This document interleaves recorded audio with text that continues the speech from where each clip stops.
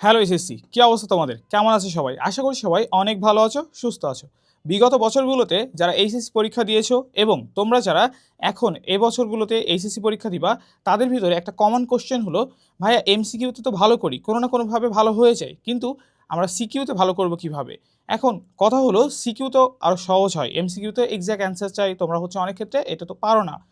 অনেক ক্ষেত্রে দেখা যায় বিভিন্ন জায়গা থেকে তোমরা এমসিকিউ ভালো করে ওঠো, তো সিকিউ এ অনেক উত্তর জানার পরেও অনেকে ভালো করতে পারো না। এর মেইন রিজন হচ্ছে তোমরা সিকিউকে ভালো করে সাজাতে পারো না, ভালো করে গুছিয়ে কিভাবে লিখতে হয়, কোন অ্যান্সার কতটুকু লিখলে আমি ভালো মার্কস পাবো এবং কিভাবে লিখলে অন্য স্টুডেন্ট থেকে আমাকে টিচার ডিফারেন্সিয়েশন করবে, এই বিষয়গুলোকে কিন্তু তোমরা ভালোভাবে জানো না। তো আজকের এই ভিডিওতে আমরা দেখব আমাদের সিকিউগুলোকে কীভাবে ভালো করা যায়, অর্থাৎ তোমরা যে মার্কেটিং পড়ছো তাদের দৃষ্টিকোণ থেকে আমি দেখব, কারণ আমি তোমাদের মার্কেটিং ক্লাসগুলোই নিয়েছি।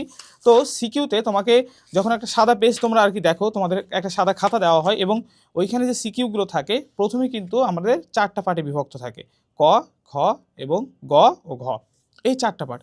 যেখানে ক এর জন্য তোমাকে 1 মার্কস এবং খ এর জন্য তোমাকে 2 মার্কস, ক এর জন্য 1 মার্কস, খ এর জন্য 2 মার্কস, গ এর জন্য 3 মার্কস এবং ঘ এর জন্য 4 মার্কস। অর্থাৎ এইখানে কিন্তু 4টা কোশ্চেন এবং 4টা কোশ্চেনের জন্য সিরিয়ালি 1, 2, 3 এবং 4 এই মার্কসগুলো কিন্তু ডিস্ট্রিবিউশন করা হয়। তো এই জন্য তোমার কোশ্চেনের উত্তরটা কিন্তু এইখানেই থাকে যে সিকিউ কীভাবে লিখবো। তো ক এর জন্য যেহেতু 1 মার্কস, সেই 1 মার্কস এর জন্য তোমাকে একটা সেন্টেন্স অথবা একটা লাইনেই সঠিক এবং এক্স্যাক্ট উত্তরটা দিলেই কিন্তু হয়ে যাবে। এরপরে যেটা থাকে সেটা হচ্ছে খ নম্বর। খ নম্বরের কোশ্চেনটা সাধারণত হয়ে থাকে অনুধাবনমূলক, যেখানে তোমাকে একটা স্টেটমেন্ট বা একটা বিবৃতি দেয় এবং ওই বিবৃতির সাপেক্ষে বলা হয়, ব্যাখ্যা করতে বলা হয়। অনেক ক্ষেত্রে তোমাকে কোনো জিনিস বুঝিয়ে লিখতে বলা হয়, যেমনটা কয়ের ক্ষেত্রে দেখা এক্স্যাক্ট অ্যান্সার চাই, যেমন গ্রিন মার্কেটিং কাকে বলে, বিক্রয় প্রসার কাকে বলে, বা দেখা যাচ্ছে সিপিএম কি, তারপরে হচ্ছে পার্ট এর পূর্ণরূপ কি, আইএসও এর পূর্ণরূপ কি, এই ধরনের এক্স্যাক্ট যে অ্যান্সারগুলো রয়েছে এইগুলো তোমার কাছে কিন্তু চাই। তবে খ নম্বরে এসে তোমাকে একটা বিষয়কে বুঝিয়ে লিখতে বলে অথবা ব্যাখ্যা দিতে বলে। তো এই উত্তরটা যখন আমরা লিখি তখন একটু আমাদের কিন্তু ক্রিটিক্যাল হইতে হয়, অর্থাৎ এটা অনুধাবনমূলক উত্তর।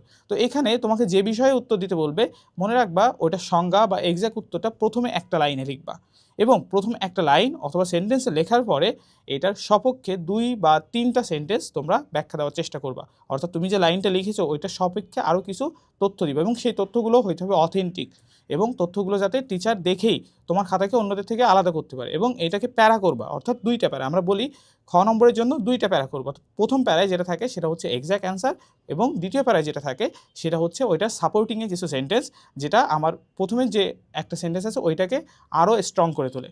এরপর আমাদের আসে গ এবং ঘ। গ এর জন্য আমরা 3টা প্যারা করব। প্রথম প্যারায় কী হয়, প্রথম প্যারা না, এটা একটা লাইন অথবা একটা সেন্টেন্স হয়ে থাকে, যেখানে আমরা এইখানে সঠিক উত্তরটা একদম লিখতে হয়, যে কোনো একটা বিষয় তোমাকে চিহ্নিত করতে বলে যে একটা প্রতিষ্ঠান কোন ধরনের বিপণন প্রসার কার্যক্রম বা কোন ধরনের বিপণন প্রসার হাতিয়ার তারা ব্যবহার করেছে, এটা তোমাকে চিহ্নিত করতে বলা হয়। বা কোনো একটা প্রতিষ্ঠান সেটা বিভাগীয় বিপণী কিনা, সেটা বহুশাখা বিপণী কিনা, বা সেটা বিপণী মালা কিনা, এরকম ধরনের কোনো উত্তর তোমাকে চিহ্নিত করতে বলা হয়। এবং চিহ্নিত করতে বলার পরে উদ্দীপকের সাপেক্ষে সেটা তোমাকে দেখতে বলা হয়, যে উদ্দীপকের সাপেক্ষে তুমি যুক্তি দাও, যে তুমি তো বলেছো এটা হচ্ছে বিক্রয় প্রসার কার্যক্রম, বা তুমি বলেছো এটা বিপণী মালা, বা এটা বিভাগীয় বিপণী, এটা বহুশাখা বিপণী, এটা কেন, তো এটা সাপেক্ষে যুক্তি দাও। তখন আমরা কি করি, আমরা আগে যে উত্তরটা দিয়েছি প্রথম প্যারায়, সেটা দ্বিতীয় প্যারায় এসে সেটা সংজ্ঞাটা দিই এবং আমরা পরবর্তীতে ওই দ্বিতীয় প্যারার ভিতরে আরও 3-4টা সেন্টেন্স উদ্দীপকের সাপেক্ষে দিয়ে থাকি। তবে এইখানেই মোস্ট অফ দ্য স্টুডেন্ট ভুল কাজটা করে থাকো, সেটা হচ্ছে তোমরা উদ্দীপকটাকে হুবহু এখানে ব্যাখ্যা করে আসো, অর্থাৎ হুবহু ওই যে সারা রাত কিছু পড়ে যাওনি বা সারা যে সময়টা ছিল তোমাদের হচ্ছে এইচএসসির আগের, সেই সময়টা তোমরা কিছু পড়োনি। তো এই কারণে যেটা হয়, এইখানে তোমরা কিন্তু ভুল করে ফেলো, বা এইখানে কিন্তু তোমরা উদ্দীপকটা হুবহু লিখে দাও। তো এই কাজটা কখনোই করা যাবে না। তো আমার ক্লাস যারা করেছো তোমরা দেখবা আমি কিন্তু বারবার বলি যে উদ্দীপকটা তোমরা এখানে হুবহু লিখবা না, উদ্দীপকটাকে সামারাইজ করবা, এটাকে ব্লেন্ড করবা এবং এটার ভিতরে একটা সারমর্ম তুমি কিন্তু পাবা। অর্থাৎ হুবহু লাইন না লিখে তুমি কি বুঝছো উদ্দীপকটা, সেইভাবে তোমার মতো উদ্দীপকটাকে আবার সাজিয়ে ওইখানে তুমি যে তোমার যে উত্তরটা দিয়েছো, এক্স্যাক্ট যে অ্যান্সারটা প্রথমে লাইনে দিয়েছো এবং ওইটা সাপেক্ষে তো দ্বিতীয় প্যারায় এসে তুমি তো প্রথমেই ব্যাখ্যা দিয়ে দিছো, সংজ্ঞা দিয়ে দিছো, এরপরে উদ্দীপকের সাথে ওইটাকে আবার মিলাবা। এবং অবশ্যই গ নম্বরে 3 নম্বর যে প্যারাটা হয় সেটা হচ্ছে উপসংহার, এবং প্রত্যেকটা জিনিসেরই উপসংহার থাকতে হবে। একটা জিনিস তুমি ছোটো লিখলা না বড় লিখলা এটা পরে বিষয়, আগে তুমি কোশ্চেনটাকে শেষ করতে পারছো কিনা গ নম্বরে এটা দেখবা। এরপরে লাস্টলি যেটা আসে সেটা হচ্ছে আমাদের ঘ নম্বরের যে প্রশ্নটা। তো ঘ নম্বরের প্রশ্নের জন্য আমরা কি করি? তো আমরা দেখলাম ক নম্বরের জন্য 1 নম্বরের জন্য আমরা একটা প্যারা করেছি, খ নম্বরের জন্য 2টা প্যারা করেছি এবং গ নম্বরের জন্য 3টা প্যারা দেখলাম। ঘ নম্বরে এসে তাহলে 4টা প্যারা, কারণ এটা হচ্ছে অনুধাবনমূলক থাকে এবং উচ্চতর চিন্তন দক্ষতা, অর্থাৎ হায়ার লেভেলে তোমাকে কিন্তু থট ইউজ করতে হবে, অর্থাৎ সাধারণভাবে এটাকে চিন্তা করলে হবে না, অর্থাৎ সাধারণভাবে চিন্তা করলে তুমি এটার উত্তর কখনোই গোছানোভাবে দিতে পারবে না। এই জন্য এখানেও প্রথমে তোমার একটা মতামত চাওয়া হয়, এটা সাপেক্ষে যুক্তি দাও, এটার সাথে তুমি একমত কিনা, সহমত কিনা, যথার্থ কিনা, বা কখনো জিজ্ঞাসা করা হয় যে এখানে বিক্রয় প্রসার বা কোনো কার্যক্রম ব্যবহার করা হয়েছে কিনা সেটা চিহ্নিত করো। চিহ্নিত করার পরে তুমি উদ্দীপকের সাপেক্ষে তোমার যুক্তি দাও বা তুমি কি মনে করো সেটা তুমি এখানে লিখো।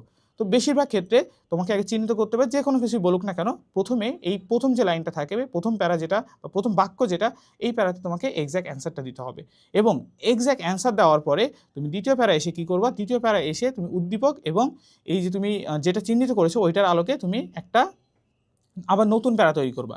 তো আমাদের ঘ নম্বরে যেটা আলাদা থাকে সেটা হচ্ছে তৃতীয় প্যারা। তৃতীয় প্যারায় উচ্চতার চিন্তন, অনেক বিষয় নিয়ে আমাদের এখানে 3-4টা সেন্টেন্স লিখতে হয়, যেটা হচ্ছে আমাদের সাধারণত ওই প্রশ্নে ওইভাবে চাইনি, বাট আমরা জানি কিনা টিচাররা এটা দেখার জন্য ঘ নম্বরের প্রশ্নটা দিয়ে থাকে। তো ঘ নম্বরের প্রশ্ন জেনারেলি এখানে যেটা করতে হয় সেটা হচ্ছে তোমাকে বিভিন্ন ধরনের সাপোর্টিং যে সেন্টেন্সগুলো বা অন্য যে ইনফরমেশনগুলো রয়েছে ওই বিষয় সম্পর্কে, সেই বিষয়গুলোকে তোমাকে লজিক্যালি র্যাশনালি ওইখানে কিন্তু লেখা লাগে।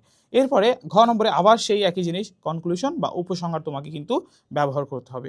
তাই একটা সৃজনশীলের ক্ষেত্রে ক, খ, গ এবং ঘ।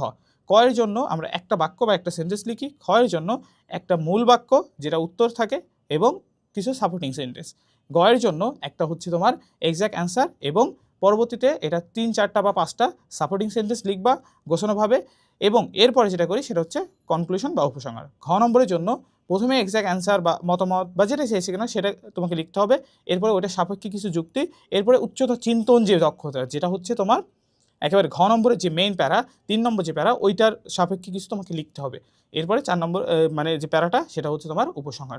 তো প্রশ্ন শুরু করবা শেষ করবা, এটা হচ্ছে বিষয়।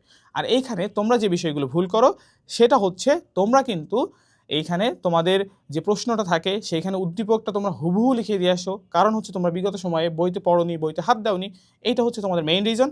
এরপরে আরও যে কাজটা করো সেটা হচ্ছে তোমাদের প্রশ্নে যেটা চেয়েছে, প্রশ্নে তোমাকে যে বিষয় চেয়েছে সেই উত্তরটা তোমরা দাও না, কিন্তু ঘুরে ফিরে অনেক বিষয় লিখো যেটা প্রশ্নের সাথে সম্পর্কিত নয়। তাই প্রশ্নের সাথে সম্পর্কিত এবং প্রশ্নে যেটা এক্স্যাক্টলি চেয়েছে সেইটাই দিতে হবে, অর্থাৎ exact to the point answer করতে হবে। অর্থাৎ তোমাকে চেয়েছে গরুর রচনা, তুমি কুমিরের রচনা বা বাঘের রচনা লিখলে কিন্তু হবে না। তো এই বিষয়গুলোকে তুমি যদি মাথায় রাখতে পারো এবং অবশ্যই চেষ্টা করবা খাতাটাকে সুন্দরভাবে গোছানোর জন্য, এবং কয় পেজ লিখবা এটা হচ্ছে ফ্যাক্ট না। দেখবা একটা হচ্ছে আদর্শ সৃজনশীল যেভাবে লিখলে আমাদের পরীক্ষায় হচ্ছে তোমার 70-এর ভিতরে 65+ পাওয়া যায়, সেটা হচ্ছে তোমার 4 পেজ হলে অ্যানাপ, এপাশ ওপাশ ধরে 4 পেজ হলে অ্যানাপ। তুমি যদি এই 4 পেজের ভিতরে খুব সুন্দর করে লিখতে পারো তাহলে অ্যানাপ। তো অনেক ক্ষেত্রে ম্যাথ থাকে, তো ম্যাথের ক্ষেত্রেও 3টা প্যারা একটু মেনটেন করার চেষ্টা করবা, একটু ভাগ ভাগ করে লিখলে, তো ম্যাথটাকে মাঝখানে দিবা আর কি, যাতে করে টিচার তোমার খাতায় যেটা চেয়েছে টিচার যেন চোখের সামনে সেটা দেখতে পারে। তো এই জিনিসটাই টিচারকে ভিজুয়ালাইজ করতে হবে এবং প্রত্যেকটা উত্তরকে স্ট্র্যাটেজিক্যালি এবং যেটা চেয়েছে এক্স্যাক্ট টু দ্য পয়েন্ট সেইভাবে অ্যান্সারগুলো দিতে হবে। তো এইটা যদি মেনটেন করতে পারো তাহলে অন্যদের থেকে তোমার সিকিউগুলো ভালো হবে এবং সিকিউ এর সর্বোচ্চ মার্কস তুমি ক্যারি করতে পারবে। তোমাদের সবার জন্য শুভকামনা এবং এইভাবে আশা করছি সিকিউগুলো এর পরের থেকে মেনটেন করবা, তাহলে এইচএসসিতে ভালো হবে।